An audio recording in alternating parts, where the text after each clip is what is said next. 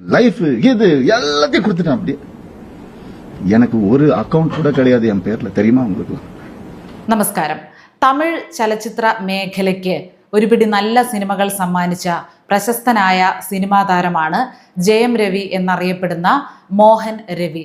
അദ്ദേഹം ഏതാനും മാസങ്ങൾക്ക് മുൻപ് തൻ്റെ കുടുംബജീവിതത്തിലെ കുറേ പ്രശ്നങ്ങളെക്കുറിച്ചൊക്കെ ഇൻഡയറക്റ്റായി പല സൂചനകളും പല തരത്തിലും മനുഷ്യർക്ക് നൽകിക്കൊണ്ടിരിക്കുന്നുണ്ടായിരുന്നു. എന്നാൽ കഴിഞ്ഞ ദിവസം അദ്ദേഹം ഒരു വാർത്താ സമ്മേളനം വിളിച്ചു ചേർത്ത് അതിൽ പൊട്ടിത്തെറിക്കുന്നത് കണ്ടു. വികാരാധീനനാകുകയായിരുന്നു അദ്ദേഹം, പൊട്ടിക്കരയുകയായിരുന്നു, അങ്ങ് പൊട്ടിത്തെറിക്കുകയായിരുന്നു. അതിൽ നിന്ന് നമുക്ക് ഉൾക്കൊള്ളാൻ കുറേ കാര്യങ്ങൾ ഉള്ളതുകൊണ്ടാണ് അദ്ദേഹത്തിൻ്റെ ഒരു ഫാമിലി പ്രശ്നമായിരുന്നിട്ട് പോലും ഇത് ഞാൻ എടുത്തിരുന്നത്. ഒരു ഫാമിലി പ്രശ്നം അദ്ദേഹം പൊതുമധ്യത്തിൽ എത്തിക്കണമെങ്കിൽ എത്രത്തോളം വീർപ്പുമുട്ടൽ അനുഭവിക്കുന്നുണ്ടായിരിക്കും, അല്ലെങ്കിൽ മനുഷ്യർ പൊതുജനം ഇതറിയണമെന്ന് അദ്ദേഹം എത്രത്തോളം ആഗ്രഹിച്ചിട്ടുണ്ടാവും. ജയം രവിയുടെ കുടുംബജീവിതത്തിൽ സംഭവിച്ചത് ഒരുപാട് സാധാരണക്കാരുടെ ജീവിതത്തിൽ സംഭവിച്ചുകൊണ്ടിരിക്കുന്ന കാര്യമാണ്. പലരും പുറത്തു പറയാൻ തയ്യാറാകുന്നില്ല. പലരും സ്വന്തം ജീവിതം അവസാനിപ്പിക്കുന്നതിലൂടെയോ ഒരു കൊലപാതകത്തിലൂടെയോ ഒരു ഒളിച്ചോട്ടത്തിലൂടെയോ ഒക്കെ ഒരു തീരുമാനമുണ്ടാക്കുന്ന ഒരു വലിയ പ്രശ്നം. അതായത് എല്ലായിടത്തും അമ്മായിയമ്മ മരുമകൾ പ്രശ്നം, മരുമകൾ അനുഭവിക്കുന്ന ബുദ്ധിമുട്ടുകൾ, ഇതിനെക്കുറിച്ചൊക്കെയാണ് ആളുകൾ വാചാലരാകുന്നത്. ഈ ഒരു വിഷയം മാസങ്ങൾക്ക് മുമ്പ് ഞാനൊന്ന് ലൈറ്റായിട്ട് സംസാരിച്ചതാണ്. അതിൻ്റെ ഒരു വിശദീകരണം പോലെ ഈ വീഡിയോയെ കണ്ടാൽ മതി. ഈ പുരുഷന്മാർ അവരുടെ അമ്മായിയമ്മമാരെ കൊണ്ടും അമ്മായിയച്ഛന്മാരെ കൊണ്ടും ഭാര്യമാരെ കൊണ്ടും അനുഭവിക്കുന്ന ഒരു പ്രത്യേക തരം പീഡനമുണ്ട്. അതായത് ആടിക്കളിക്കട കുട്ടിരാമ എന്ന് പറഞ്ഞ് ആണുങ്ങളെ കൊണ്ട്, ഈ പുരുഷന്മാരെ കൊണ്ട്, ഈ ഭർത്താക്കന്മാരെ കൊണ്ട് കുടുംബജീവിതം മുന്നോട്ട് പോകുന്ന ഒരുപാട് ഭാര്യമാർ നമുക്കിടയിലുണ്ട്. അത്തരം ഭാര്യമാരുടെ അടുത്ത് നിന്ന് വീർപ്പുമുട്ടൽ അനുഭവിച്ച് ഒന്നും ചെയ്യാൻ കഴിയാതെ മക്കളെ ഓർത്ത് മാത്രം ജീവിതം അടക്കി പിടിക്കുന്ന ഒരുപാട് പുരുഷന്മാർ നമുക്കിടയിലുണ്ട്. எங்க சொன்னாலும் ஸ்வைப் பண்ணாலும் உடனே போய் என்ன ஏதுனால என்ன ஏன் இவ்வளவு நான் தானே சம்பாதிக்கணும். സ്ത്രീകളുടെ ബുദ്ധിമുട്ടുകളെക്കുറിച്ചും കണ്ണുനീരിനെക്കുറിച്ചും അവരനുഭവിക്കുന്ന യാതനയെക്കുറിച്ചും ഒക്കെ വാചാലരാകുന്ന അതേ സമയത്ത് തന്നെ സ്ത്രീ പുരുഷ സമത്വം എന്ന ആശയം ഉൾക്കൊള്ളുന്ന നമ്മൾ പുരുഷന്മാരുടെ വേദനയും ഭർത്താക്കന്മാരുടെ വേദനയും കാണേണ്ടത് തന്നെയാണ്. ரொம்ப அநியாயம் நடந்திருக்கு எனக்கு ரொம்ப அந்த வீட்டுல ரொம்ப அநியாயம் நடந்திருக்கு. சொல்ல முடியாத அளவுக்கு அநியாயம் நடந்திருக்கு. ഈ ജയം രവി പറയുന്നതനുസരിച്ച് അദ്ദേഹം ഒരു സിനിമാ നടനാണ്. ഒരുപാട് ബുദ്ധിമുട്ടിയാണ് അദ്ദേഹം കുറേ പണം സമ്പാദിച്ചത്. അദ്ദേഹത്തിൻ്റെ വളരെ ചെറുപ്പകാലം മുതൽ തന്നെ സിനിമയിൽ അഭിനയിച്ച് അദ്ദേഹം ഇടതടവില്ലാതെ ജോലി ചെയ്താണ് ഈ ഒരു രീതിയിൽ സാമ്പത്തിക നില അദ്ദേഹം മെച്ചപ്പെടുത്തിയത്. അതിനുശേഷം വിവാഹിതനാകുന്നത് തന്നെ ഇദ്ദേഹം വിവാഹം കഴിച്ചില്ലെങ്കിൽ താനങ്ങ് ജീവൻ ഒടുക്കി കളയുമെന്ന ഭീഷണിയുടെ പുറത്താണ്, ഇദ്ദേഹം വിവാഹം ചെയ്ത ആ സ്ത്രീയുടെ ഭീഷണിയുടെ പുറത്താണ് വിവാഹം നടന്നത്. വിവാഹത്തിന് ശേഷം 2 മാസം കഴിഞ്ഞപ്പോൾ തന്നെ എല്ലാ നിയന്ത്രണങ്ങളും, ഇദ്ദേഹത്തിന്മേലുള്ള സകല നിയന്ത്രണങ്ങളും, ഇദ്ദേഹത്തിന്റെ കാര്യത്തിലുള്ള സകല തീരുമാനങ്ങളും ഭാര്യയുടെയും ഭാര്യ വീട്ടുകാരുടെയും നിയന്ത്രണത്തിലായി. എന്തൊരു ദുരവസ്ഥയാണ്! അദ്ദേഹം ജോലി ചെയ്തുണ്ടാക്കുന്ന പണം ചെലവാക്കണമെങ്കിൽ പോലും ഇവരുടെ അനുവാദം വേണം. അദ്ദേഹത്തിന് സ്വന്തമായിട്ടൊരു ബാങ്ക് അക്കൗണ്ട് പോലും ഉണ്ടായിരുന്നില്ല എന്ന് പറഞ്ഞ് വികാരാധീനനാകുന്നു. അദ്ദേഹം പൊട്ടിക്കരയുകയാണ്. ഒരു ജോയിന്റ് അക്കൗണ്ട് മാത്രമാണ് അദ്ദേഹത്തിന് ഉണ്ടായിരുന്നത്. താൻ എവിടെയെങ്കിലും ചെന്ന് എന്തെങ്കിലും ഒന്ന് പർച്ചേസ് ചെയ്താൽ, അല്ലെങ്കിൽ ഒരു ആഹാരം കഴിച്ചിട്ട് ബില്ലടച്ചാൽ, അല്ലെങ്കിൽ ഫ്രണ്ട്സും ഒക്കെ ആയിട്ട് പോയി അവർക്കൊരു ട്രീറ്റ് കൊടുത്തിട്ട് ബില്ലടയ്ക്കുന്ന സമയത്ത്, അവിടെ കാർഡ് സ്വൈപ്പ് ചെയ്യുന്ന സമയത്ത്, അല്ലെങ്കിൽ പേയ്മെന്റ് ഡിജിറ്റലിൽ ചെയ്യുന്ന സമയത്ത് ഈ ഭാര്യയ്ക്ക് നോട്ടിഫിക്കേഷൻ ചെല്ലും, മെസ്സേജ് ചെയ്യും പൈസ പിൻവലിച്ചു എന്ന്. ഉടൻ തന്നെ ഭാര്യ വിളിച്ച് ഭർത്താവിനോട് ചോദിക്കും, എന്തിനാണ് പണം പിൻവലിച്ചത്, എന്താവശ്യത്തിനായിരുന്നു. എല്ലാം ഭാര്യയെയും ഭാര്യ വീട്ടുകാരെയും ബോധ്യപ്പെടുത്തി ജീവിക്കേണ്ട അവസ്ഥ. അദ്ദേഹത്തിന് തൻ്റെ ഫ്രണ്ട്സിൻ്റെ ഇടയിൽ പോലും ഒരു സ്പേസ് ഇല്ലാത്ത അവസ്ഥ. നാണം കെട്ട് ജീവിക്കേണ്ട ഒരാണായി പോയ ഒരു ഗതികേട് അദ്ദേഹം പറയുകയാണ് വാർത്താ സമ്മേളനം വിളിച്ച്. நான் உயிரோட இருக்க கூடாது, அவங்களுக்கு மேக்சிமம் அதுதான் நடந்துரும், கண்டிப்பா நடக்கும் இது. ஆனா நான் எல்லாரையும் முடிச்சிட்டு தான் நான் போவேன். തൻ്റെ മക്കൾക്ക് വേണ്ടി പ്രതിവർഷം 50 ലക്ഷം രൂപയാണ് സ്കൂൾ ഫീസ് അദ്ദേഹം അടച്ചു പോരുന്നത്. കുട്ടികൾക്ക് നല്ല വിദ്യാഭ്യാസം കിട്ടണം, കുട്ടികൾക്ക് വേണ്ടിയാണ് അദ്ദേഹം ഏറ്റവും താഴ്ന്നു നിന്നത്. ഇത്രയുമൊക്കെ യാതന അനുഭവിച്ച് അദ്ദേഹം ആരോടും പറയാതെ നിന്നത്, കടിച്ചു തൂങ്ങിയത് കുട്ടികൾക്ക് വേണ്ടിയാണ്. ഒരു 10-12 വർഷത്തിനിടയ്ക്ക് കുടുംബജീവിതത്തിൽ നിന്നും ഏൽക്കാവുന്ന സകല ആഘാതങ്ങളും ആ മനുഷ്യൻ അനുഭവിച്ചു. എന്നിട്ട് അതിൽ നിന്നും പുറത്തു വന്നു മറ്റൊരു ബന്ധത്തിലേക്ക് അദ്ദേഹം ചുവട് വയ്ക്കുന്നു എന്ന് കണ്ടതോടെ വീണ്ടും പല ആക്ഷേപങ്ങളും, പല പല അപവാദ പ്രചരണങ്ങളുമായിട്ട് ഭാര്യ വീട്ടുകാരും പിന്നാലെ തന്നെ കൂടിയിരിക്കുകയാണ്. അപ്പോൾ അദ്ദേഹം പറയുകയാണ്, നിങ്ങളുടെ കൂടെ നിന്നപ്പോഴും നിങ്ങൾ എന്നെ ദ്രോഹിച്ചു, അപ്പോൾ നിങ്ങൾ എന്നെ നിയന്ത്രിച്ചു, ഇപ്പോൾ നിങ്ങളിൽ നിന്ന് ഞാൻ പിരിഞ്ഞ് വേറെ പുറത്തു വന്നപ്പോഴെങ്കിലും നിങ്ങൾ എന്നെ വെറുതെ വിടണം, ജീവിക്കാൻ സമ്മതിക്കണം. അദ്ദേഹം സ്വയം ശരീരത്ത് ഉപദ്രവിച്ചതിൻ്റെ പാടുകളും മറ്റുമൊക്കെ ഈ വാർത്താ സമ്മേളനത്തിനിടെ കാണിക്കുന്നുണ്ട്. ആകെ തകർന്നിരിക്കുന്ന ഒരു മനുഷ്യനെയാണ് കണ്ടത്. ഇങ്ങനെ എത്രയോ വീടുകളിൽ സംഭവിക്കുന്നുണ്ട് എന്നറിയാമോ? ഭാര്യ വീട്ടുകാരങ്ങ് മരുമകൻ്റെ എല്ലാ കൺട്രോളും ഏറ്റെടുക്കും. അവരുടെ വരുമാനം ഇവരുടെ കയ്യിൽ കൊടുക്കണം, ഇവർ പറയുന്നതിനനുസരിച്ച് ചിലവാക്കാവൂ. ഭർത്താവിന്, ആ പുരുഷന് അവൻ്റെ അച്ഛനമ്മമാർക്കോ സഹോദരങ്ങൾക്കോ കൂട്ടുകാർക്കോ എന്തെങ്കിലും ഒരു സഹായമോ എന്തെങ്കിലും ഒരു സമ്മാനമോ കൊടുക്കണമെങ്കിൽ, ചെയ്യണമെങ്കിൽ അതെല്ലാം ഭാര്യ വീട്ടുകാരുടെയും അനുവാദത്തോടു കൂടിയായിരിക്കണം.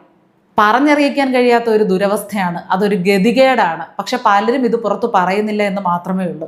സ്ത്രീകളാണെങ്കിൽ കരഞ്ഞും പറഞ്ഞും ഒക്കെ ഇത് നാട്ടുകാരെ മുഴുവൻ അറിയിക്കും, അല്ലെങ്കിൽ അവരുടെ ബന്ധുക്കളെ എങ്കിലും അറിയിക്കും. സ്ത്രീകളുടെ ഒരു സൈക്കോളജി അതാണ്, അവർക്ക് അടക്കി പിടിക്കാൻ അറിയില്ല, അവർ പിറുപിറുത്തുകൊണ്ടിരിക്കും. പക്ഷെ പുരുഷന്മാർ പരമാവധി ഇത് ഉള്ളിൽ ഒതുക്കി അവരെന്തിലേക്കൊക്കെ പോകും? ലഹരിക്ക് അടിമപ്പെടുന്നതിലേക്ക് പോകും, അല്ലെങ്കിൽ വഴിതെറ്റിയുള്ള സൗഹൃദങ്ങളിലേക്ക് പോകും, അല്ലെങ്കിൽ ഒരിക്കലും ചെയ്യരുതാത്ത കാര്യങ്ങളിലേക്ക് അവർ പോകുന്നതിൻ്റെ പ്രധാന കാരണം വീടിനകത്തെ സമാധാനമില്ലായ്മയാണ്. ഈ മിഥുനം സിനിമയിൽ ഒരു ഡയലോഗ് പറയുന്നുണ്ട്. മിഥുനം സിനിമ പൂർണ്ണമായിട്ടും ശരിയാണെന്നല്ല ഞാൻ പറയുന്നത്. അതിൽ മോഹൻലാൽ പറയുന്ന ഒരു ഡയലോഗുണ്ട്, ലോകം മുഴുവൻ ഇടിഞ്ഞു വീഴുന്നതും പുറത്തിറങ്ങിയാൽ സഹിക്കാം, പക്ഷേ എല്ലാം കഴിഞ്ഞ് വീട്ടിൽ ചെല്ലുമ്പോൾ മുഖം വീർപ്പിച്ച് നിൽക്കുന്ന ഭാര്യയെ കണ്ടാൽ അതിനോളം വലിയൊരു ദുരവസ്ഥ വേറെ ഇല്ല, അതിനോളം ഒരു മോശം സംഗതി ഒരു പുരുഷന്റെ, ഒരു ഭർത്താവിന്റെ ജീവിതത്തിൽ ഇല്ല എന്നത്.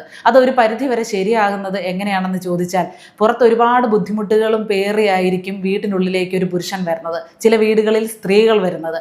കുടുംബം നോക്കുന്നത് ആരാണോ, കുടുംബത്തിന്റെ ഉത്തരവാദിത്തം ആരാണോ ഏറ്റെടുത്തിരിക്കുന്നത്, അവർ വരുന്നത് ഒരുപാട് പ്രശ്നങ്ങളുമായിട്ടായിരിക്കും. അപ്പോൾ വീട്ടിനകത്തുള്ളവർ അവർക്കൊരു സമാധാനം കൊടുക്കണം. ഞാൻ നേരത്തെ ഒരു വീഡിയോയിൽ സൂചിപ്പിച്ചതുപോലെ ഉത്തരവാദിത്തം പങ്കിട്ടെടുക്കുകയാണ് വേണ്ടത്, ഒരാളുടെ ചുമലിൽ എല്ലാം കൂടി കൊടുക്കുകയല്ല വേണ്ടത്. ഇനി പങ്കിടാനുള്ള അവസ്ഥ നമുക്കില്ലെങ്കിൽ അവർക്ക് പരമാവധി പിന്തുണ കൊടുക്കുക. നമ്മുടെ വായിൽ കിടക്കുന്ന നാക്കുണ്ടല്ലോ നമുക്ക് സ്വന്തമായിട്ട്, അതിനാർക്കും പണം ചിലവാക്കേണ്ട കാര്യമില്ലല്ലോ. ആ നാക്ക് ഉപയോഗിച്ച് അവർക്ക് സപ്പോർട്ട് കൊടുക്കുക. എന്തിനാണ് വിഷമിക്കുന്നത്, എല്ലാം ശരിയാകും, നമ്മളെല്ലാം കൂടെയില്ലേ, നിങ്ങൾ ഒറ്റയ്ക്കല്ലല്ലോ എന്ന ഒരു വാക്ക് കേൾക്കുമ്പോൾ തന്നെ അയാൾക്ക് എനർജി കിട്ടുന്നത് പോലെ തോന്നും. അതൊക്കെ നമുക്ക് ചെയ്യാൻ കഴിയുന്ന കാര്യങ്ങളല്ലേ. അപ്പോൾ ഈ മരുമകൾ ഒരു വീട്ടിൽ അനുഭവിക്കുന്ന പ്രശ്നത്തെക്കുറിച്ച് നമ്മൾ സംസാരിക്കുന്നത് പോലെ തന്നെ പ്രധാനപ്പെട്ട ഒരു കാര്യമാണ് ഈ മരുമകൻ്റേത്. എന്ത് കാര്യത്തിനാണ് ഒരാളുടെ ജീവിതത്തിലേക്ക് അനാവശ്യമായിട്ട് ഈ അമ്മായിയമ്മമാരും അമ്മായിയച്ഛന്മാരും ഒക്കെ ഇടപെടുന്നത്? സ്വന്തം മകൾക്ക് നിങ്ങളുടെ ഇഷ്ടത്തിന് കുറേ സ്ത്രീധനം കൊടുത്ത് നിങ്ങൾ കെട്ടിച്ചു വിടുന്നു, അല്ലെങ്കിൽ നിങ്ങൾ വലിയ ആർഭാടത്തോടെ കല്യാണം നടത്തി പറഞ്ഞു വിടുന്നു, അതൊക്കെ നിങ്ങളുടെ സന്തോഷം. അങ്ങനെ പറഞ്ഞു വിട്ടതിന് ശേഷം ഞങ്ങളെല്ലാം തന്നിട്ടുണ്ട്, ഞങ്ങളുടെ മകളെ തന്നിരിക്കുന്ന ആള് ഇനി തൊട്ട് ഞങ്ങളുടെ നിയന്ത്രണത്തിലായിരിക്കണം എന്ന് പറയുന്നതിനപ്പുറം ഒരു അന്യായമില്ല. അവരെ അവരുടെ ഇഷ്ടത്തിന് വിടുക. ഈ പെൺകുട്ടിയുടെ അച്ഛനമ്മയാണെങ്കിലും ശരി, ആൺകുട്ടിയുടെ അച്ഛനമ്മയാണെങ്കിലും ശരി, ഇവരാരും ഇവരുടെ ജീവിതത്തിൽ ഒരു പരിധിക്കപ്പുറം ഇടപെടേണ്ട ആവശ്യമില്ല. മുതിർന്ന ഒരാളുടെ ഇടപെടൽ ആവശ്യമായി വരുമ്പോൾ ഇവരങ്ങോട്ട് ചോദിക്കും, അപ്പോൾ മാത്രം നിങ്ങൾ ഇടപെട്ടാൽ മതി. അവരുടെ കുടുംബജീവിതവുമായിട്ട് സമാധാനമായിട്ട് മുന്നോട്ട് പോകട്ടെ. അവർക്കതിനുള്ള സ്പേസ് കൊടുക്കുക, സ്വാതന്ത്ര്യം കൊടുക്കുക. അവർ പരസ്പരം തീരുമാനിച്ച കാര്യങ്ങൾ ചെയ്യട്ടെ. അതിനകത്ത് ഈ അച്ഛനമ്മമാർ അനാവശ്യമായിട്ട് ഇടപെടുമ്പോഴാണ് പല ചെറിയ നിസ്സാര പ്രശ്നങ്ങളും വലുതാകുന്നത്. ഞാൻ കേട്ടിട്ടുണ്ട് ചില മരുമക്കളൊക്കെ, പെൺകുട്ടികളൊക്കെ ഭർത്താവിൻ്റെ വീട്ടിലെ ബുദ്ധിമുട്ടൊക്കെ വിളിച്ച് പറയും.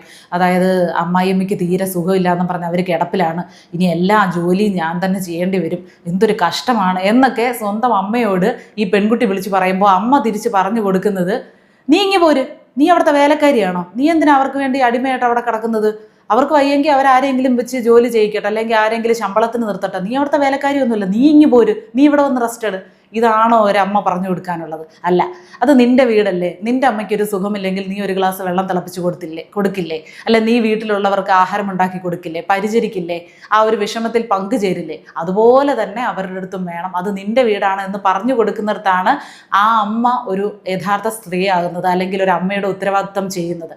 അതിന് പകരം കുട്ടികളുടെ ജീവിതത്തെ ഇല്ലാതാക്കുന്ന തരത്തിലുള്ള അനാവശ്യ പ്രോത്സാഹനങ്ങൾ അമ്മമാരും കൊടുക്കരുത്, ദയവ് ചെയ്ത്.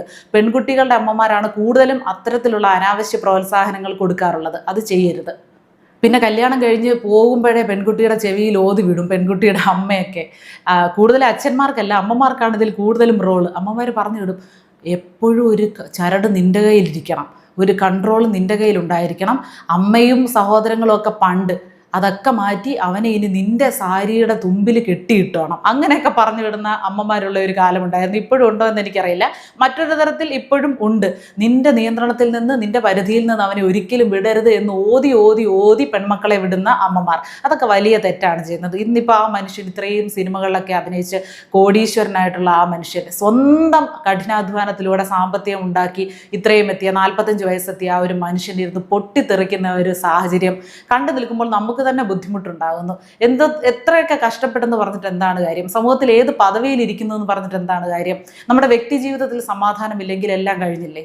അപ്പോൾ സ്ത്രീകളുടെ മാത്രം പ്രശ്നം ചർച്ച ചെയ്യപ്പെട്ടാൽ പോരാ, ഭാര്യമാർ അനുഭവിക്കുന്ന പ്രശ്നങ്ങൾ മാത്രം ചർച്ച ചെയ്യപ്പെട്ടാൽ പോരാ, ഭർത്താക്കന്മാരുടെ കാര്യങ്ങളും വളരെയധികം പ്രാധാന്യം അർഹിക്കുന്നു. ചർച്ച ചെയ്യേണ്ടതിൻ്റെ ആവശ്യകത ദിനംപ്രതി കൂടുന്നു എന്നതിനൊരു ഉദാഹരണം കൂടിയാണ് ജയം രവിയുടെ സംഭവം. ഈ സംഭവത്തോട് നിങ്ങൾ എങ്ങനെ പ്രതികരിക്കുന്നു? നിങ്ങൾ ആരെങ്കിലും വ്യക്തിപരമായിട്ട് ഇങ്ങനെ ഒരു സാഹചര്യത്തിൽ കൂടി കടന്നു പോകുന്നുണ്ടോ, അല്ലെങ്കിൽ നിങ്ങളുടെ അറിവിൽ ആരെങ്കിലും ഉണ്ടോ എന്ന് പുരുഷന്മാരും കമൻറ്റ് ചെയ്യാൻ പ്രത്യേകം ശ്രദ്ധിക്കും.